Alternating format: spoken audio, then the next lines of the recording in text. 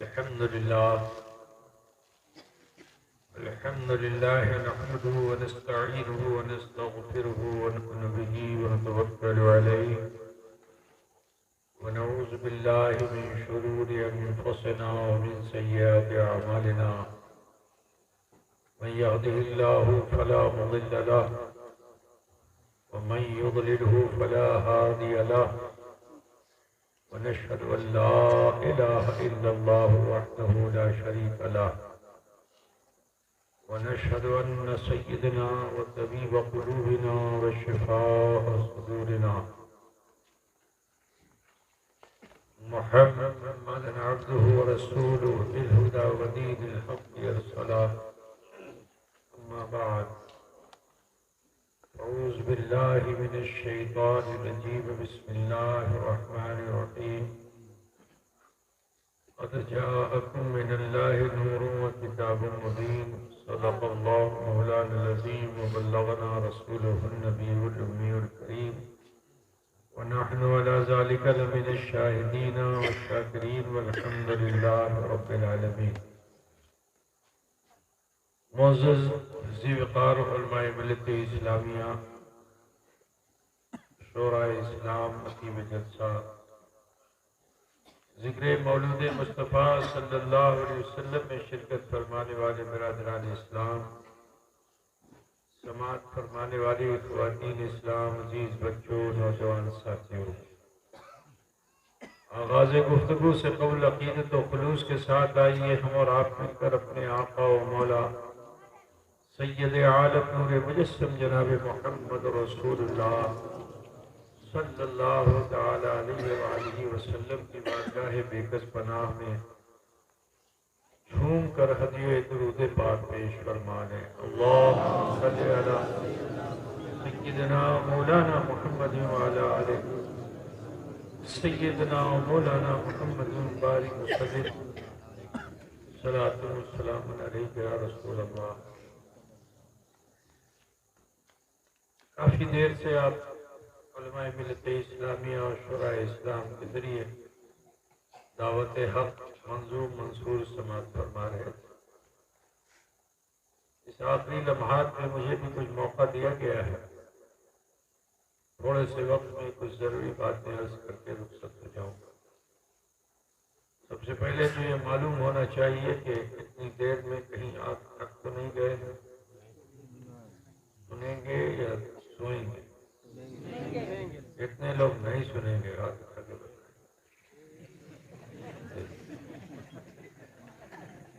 इतने सच्चे लोग हैं माशाअल्लाह।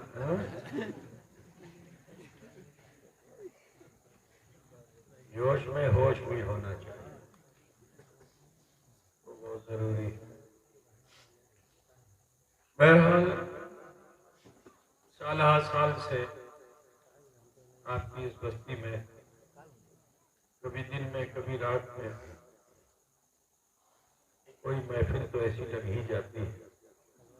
ये आपकी मोहब्बत है, आपका खुलूस है, कि आप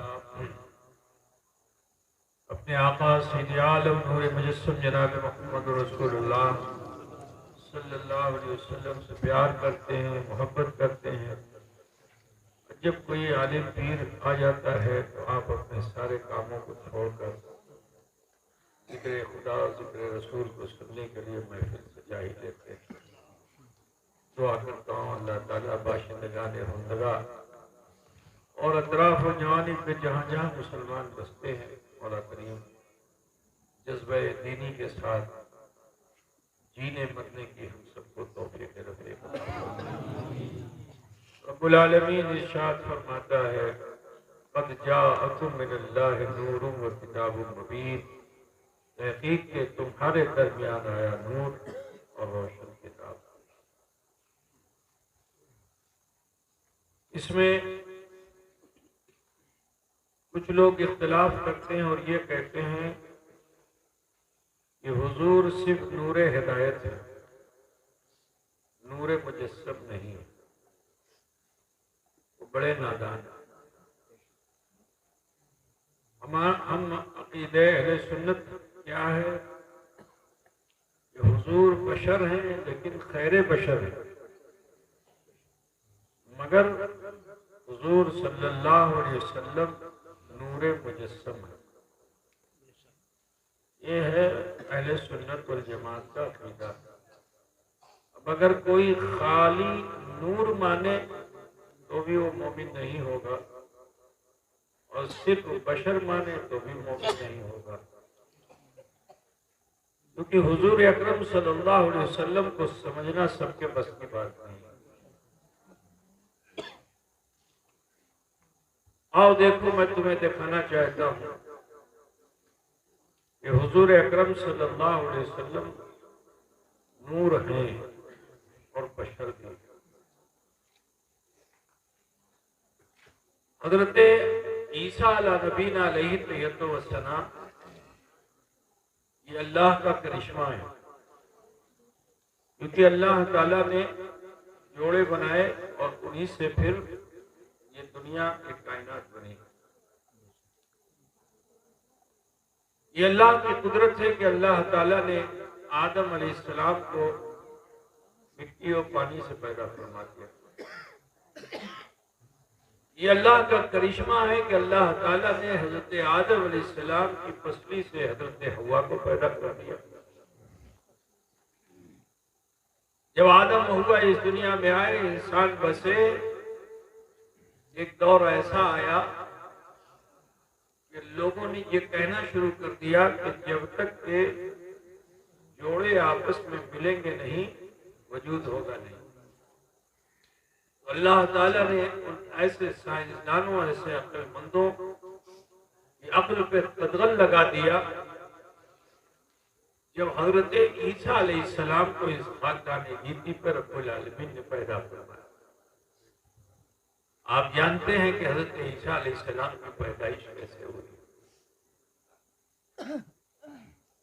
हजरत मरियम के माँ बाप ने मिन्नत की थी कि जो बेटा पैदा होगा, बच्चा पैदा होगा, उसे मैं अल्लाह की राह में हम वक्त कर देंगे बैतुल मुक़द्दस में, ताकि वहां की खिदमत करने वाले। लेकिन बेटे के बजाय बेटी पैदा हो गई। अब मसला ये हुआ कि वहां तो सब मर्द मर्द हैं, कैसे हजरत मरियम को बैतुल मुक़द्दस में रखा जाए। अजीजों, आपने हजरत यहिया और ज़करिया का नाम सुना होगा। हजरत यहिया अलैहिस्सलाम जो थे वो हजरत सैयदा मरियम के खालू थे। तो उन्होंने ये कहा कि ठीक है, इनकी देख रेख मैं करूंगा और इन्हें मैं अपनी किफालत में लेता हूं। तो बचपन से ही आप सैयदा मरियम उसी बैतुल मुक़द्दस के हुजरे में रह लगी, देख रेख हजरत यहिया अलैहिस्सलाम करते। और जानते हैं आप हजरत मरियम कैसी बरकत वाली थी। आप जब कभी कहीं जाते तो दरवाजे को बंद करके जाते, ताला लगा के जाते, और जब लौट कर आते थे ओशा ओशा ले करके, बहुत देर से मैं नहीं आया हूँ, मरियम भूखी होगी, कुछ लेके जब आते दरवाजा खोलते तो देखते क्या कि वहां फल ही नहीं, बेमौसम का फल मौजूद है। अब जब बेमौसम का फल देखा, देखो जहां अल्लाह की रहमतें बरकतें बरसती हैं, उस मुकाम पे अगर नबी भी दुआ करता है तो अल्लाह उसकी दुआ को कबूल फरमा लेता है। आज लोग कहते हैं क्या छोटे और अजमेर बगदाद ये क्या जाते हो, मदीना क्या जाते हो, जो कुछ मांगना है अल्लाह से मांगो। लेकिन कुरान पढ़ो तो पता चलेगा कि नबी ने भी अल्लाह से मांगा तो कहाँ मांगा, उस मकाम पे मांगा जहां अल्लाह की रहमतें अल्लाह की बरकतें उतर रही, और उसी को वसीला बना करके मांगा तो अल्लाह ताला ने उन्हें बेटा अता फरमा दिया। आज समझे, वो भी नबी हुए। अब कुछ अरसा गुजरा तो अल्लाह रब्बुल इज्जत ने हजरत मरियम को औरतों में से चुन लिया। फिर अल्लाह तबारक व तआला ने हजरत जिब्रील अमीन को भेजा कि जिब्रील जाओ, जाकर मरियम के बदन पर फूंक मारो। हजरत जिब्रील अमीन अलैहिस्सलाम व सना तशरीफ लाए और आपने हजरत मरियम के बदन पर, जिस्म पर फूंक मारी। तो देखो झाड़ फूंक का असर मैं बताता चलूं इसमें, है ना। झाड़ फूंक के फायदे क्या होते हैं, है ना, कि अनहोनी होनी हो जाती है। झाड़ फूंक से अनहोनी होनी हो जाती है, लेकिन झाड़ने वाला और फूंकने वाला भी होना चाहिए। बेअमल नहीं, बेनमाजी नहीं, है ना, तकवा शियार परहेजगार, उसकी फूकों में दम है। अब आप देखिए हज़रत जिब्रील आए, उन्होंने फूंक मारी। खुदा की कुदरत, जिब्रील के फूंक मारने के असर से हजरत मरियम के बदन में ईसा अलैहिस्सलाम का नुत्फा परवान चढ़ने लगा। हाँ, तो साइंस ये कह रही थी, अक्लमंद ये कह रहे थे, जब तक के नेगेटिव पॉजिटिव मिलेंगे नहीं, वाई सेल एक्स सेल मिलेंगे नहीं, इंसान का वजूद नहीं हो सकता, किसी भी जीव जंतु का वजूद नहीं हो सकता जब तक आपस में मिलन नहीं होगा। लेकिन अल्लाह ताला ने अपनी कुदरत को आश्कारा फरमाया। वो बाकिरा, आबिदा, जाहिदा, मुत्तकिया मरियम, अफीफा मरियम,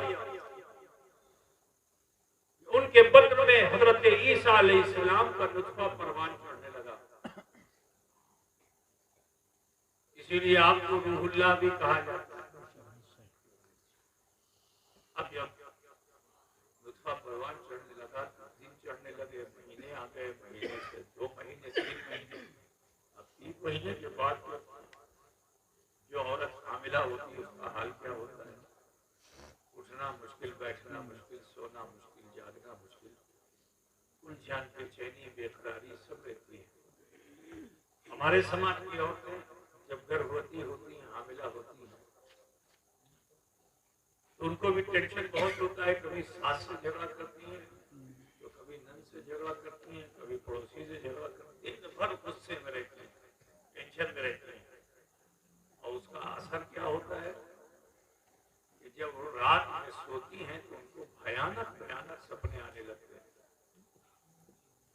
तो उन जगह का कोई जवान जो किसी औरत का शौहर है, जब उसकी बीवी उसको सुनाती है कि आज मैंने सपने में ये देखा, तो वो भी डर जाता है और पूरे घर वाले डर जाते हैं। लगता है इसके ऊपर कुछ असर हो गया है, और फिर किसी झाड़ फूक करने वाले के पास पहुंचते हैं।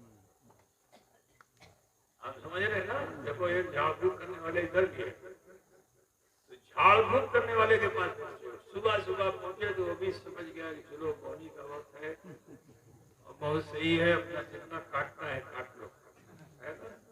वो भी हिसाब लगा देता है, बता देता है इसके ऊपर तो शहर हो गया है, जिन्नात का असर हो गया, उतारना पड़ेगा, ये खर्चा लगेगा, वो खर्चा लगेगा।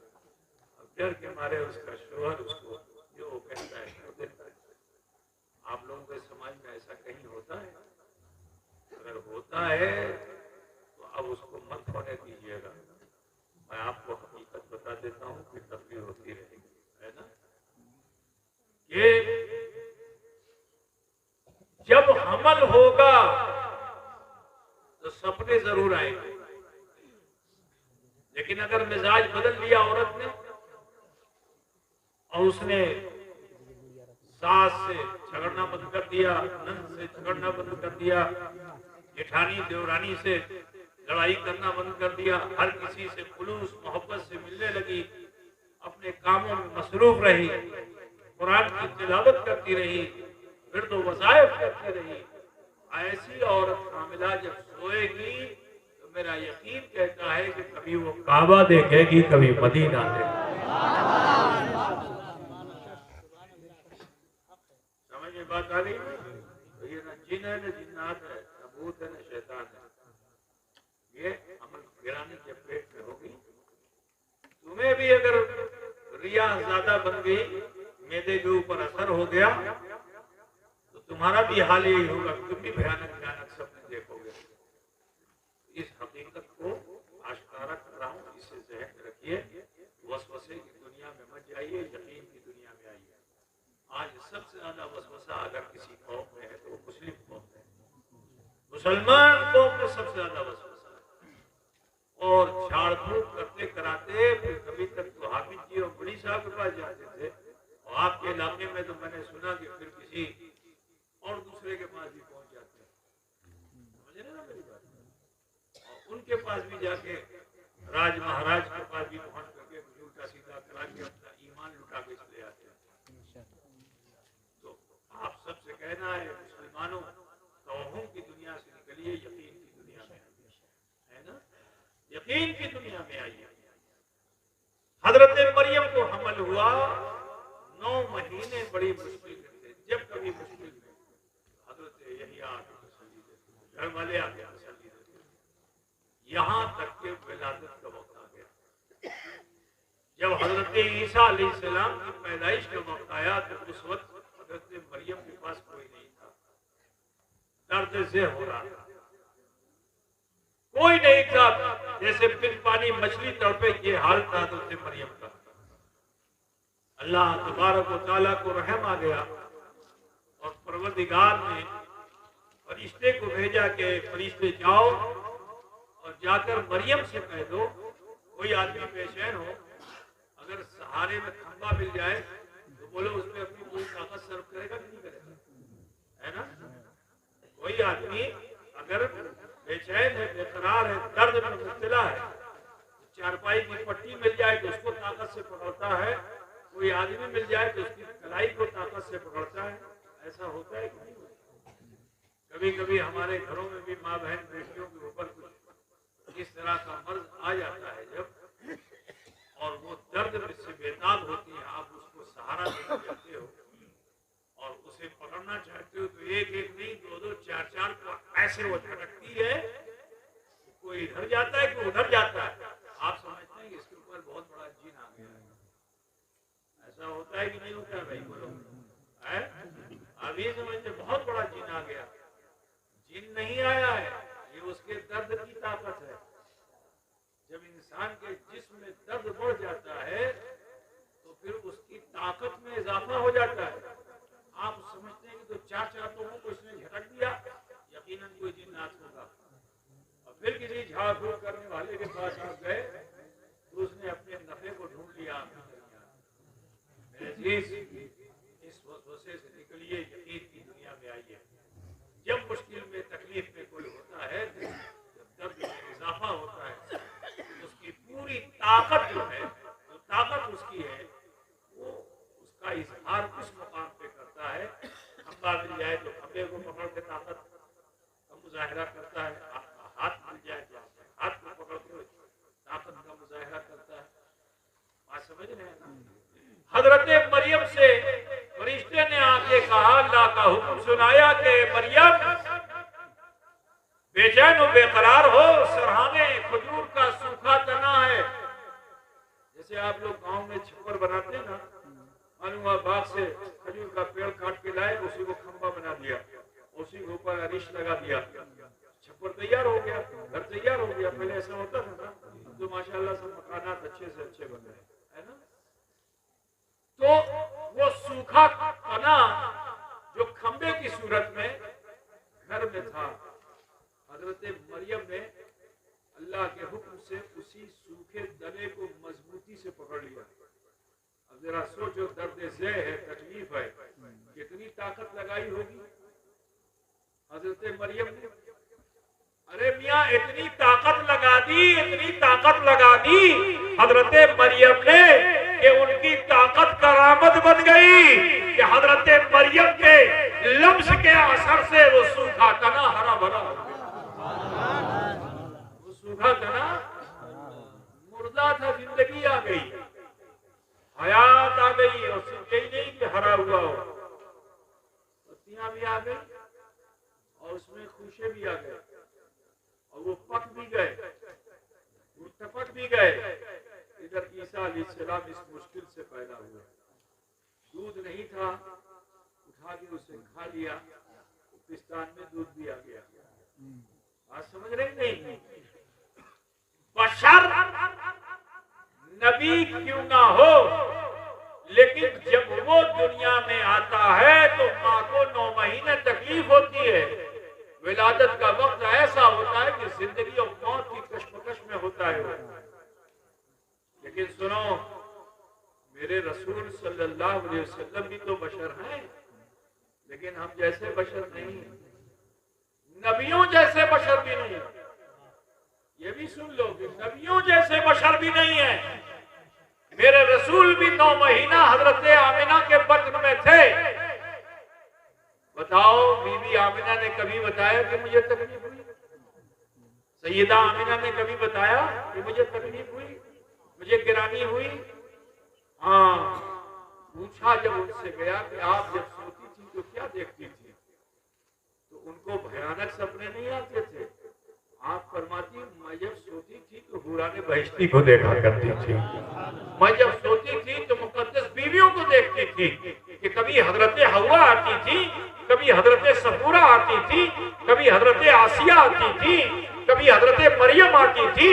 ये मुकद्दस बीवियां आती थी तो आकर मुझे मुबारकबाद देती थी कि आमिना तुम्हें मुबारक हो कि तुम्हारे बत्न में जो बच्चा परवान चल रहा है उसे बच्चा मत समझना, वो तो खातिमुल अंबिया है, वो तो सैयदुल अंबिया है, वो तो अशरफुल अंबिया। नारे तकबीर, नारे रिसालत, शहजादे सिमरानो के चौचा।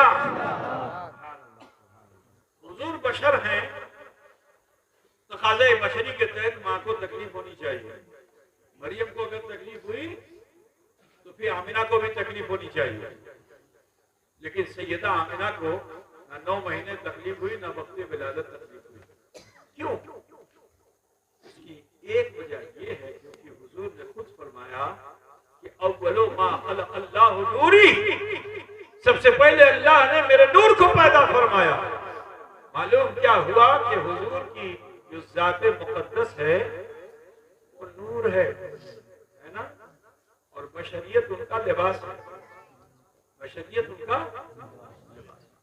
अब आपको समझाने के लिए सादी ज़बान में जैसा फलां बोलते हैं कि ज्यादा लफ्ज़ी की यहाँ जरूरत नहीं है, बहुत ज्यादा मंतिक़ और फलसफे की जरूरत है। यहाँ सादगी से समझाना जरूरी है। आप लोगों के वहाँ तालाब है कि नहीं है? तालाब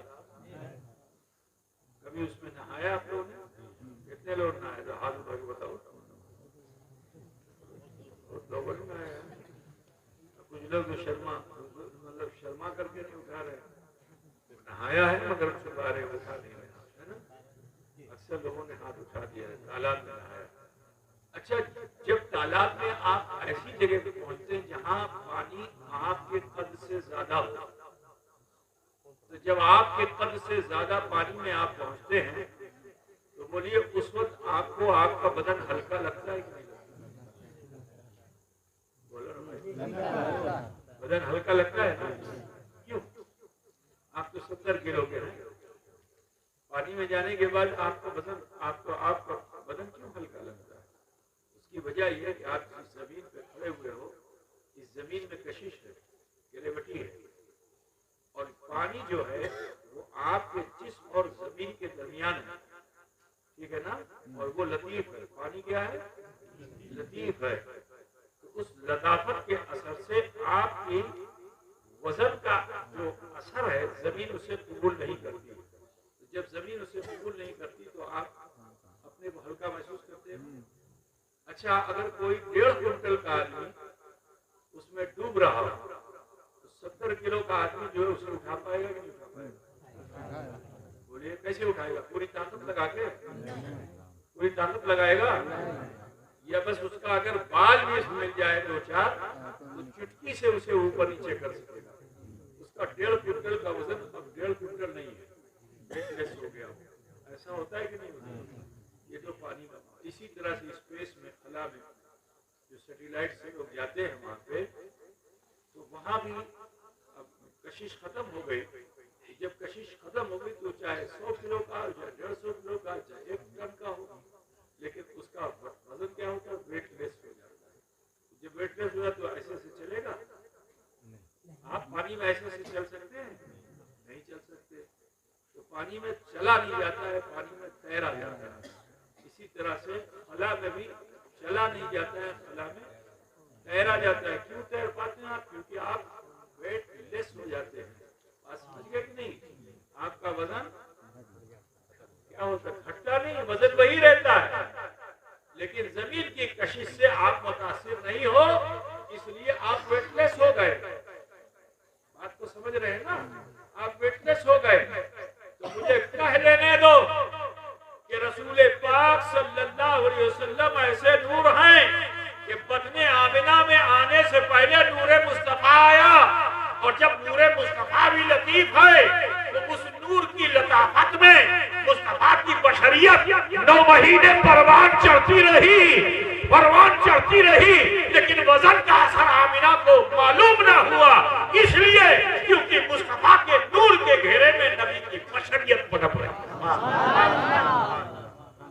समझ गए कि नहीं? समझ में बात आ गई ना?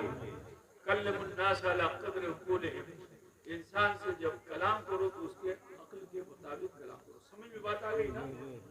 उसूल बशर हैं, तकाज़े बशरी के तहत तो बोझ मालूम होना चाहिए। लेकिन सैयदा आमिना फरमाती हैं कि मुझे कभी बोझ महसूस ही नहीं हुआ। कहते हैं हुजूर नूर नहीं। अच्छा बताओ, सैयदा आमिना नूर है, लेकिन नूर जब उनके बदन में आया तो हजरत आमिना रात के अंधेरे में सैयदा आमिना जैसे ही होती थी, आपके जिस्म मुबारक से नूर की किरणें फूट पड़ती थी। नूर की किरणें फूट पड़ती थी। बिरादरानी मिल्लत, हुजूर ऐसे नूर है। और उस नूर की नूरानियत के ताल्लुक से थोड़ी सी बात और अर्ज कर दूं। जब हजरत हलीमा आपको लेकर अपने घर गई, तो जानते हो जब से रसूले पाक उनके घर में गए थे तो फिर रात में दिया रोशन नहीं किया जाता था, क्योंकि हुजूर के चेहरे अनवर से निकलने वाली शुआओं से उनका घर मुनव्वर रहता था। वो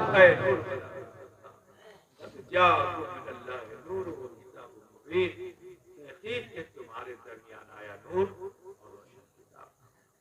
हम सुन्नी मुसलमान हैं, हमारा अकीदा है कि हुजूर नूरे मुजस्सम है। ठीक है ना? हुजूर क्या है? अरे मियाँ, ये तो कलमा पढ़ के नहीं मानते। मक्के में सारे मक्के के लोग हुजूर के चेहरे की ताबानी को जो उन्होंने देखा, तो जानते हो हुजूर को क्या कहते थे? मोहम्मद कह के नहीं पुकारते थे। देखिए अल्लाह ताला ने हुजूर सल्लल्लाहु अलैहि वसल्लम के नामे नामी को तो रखा, लेकिन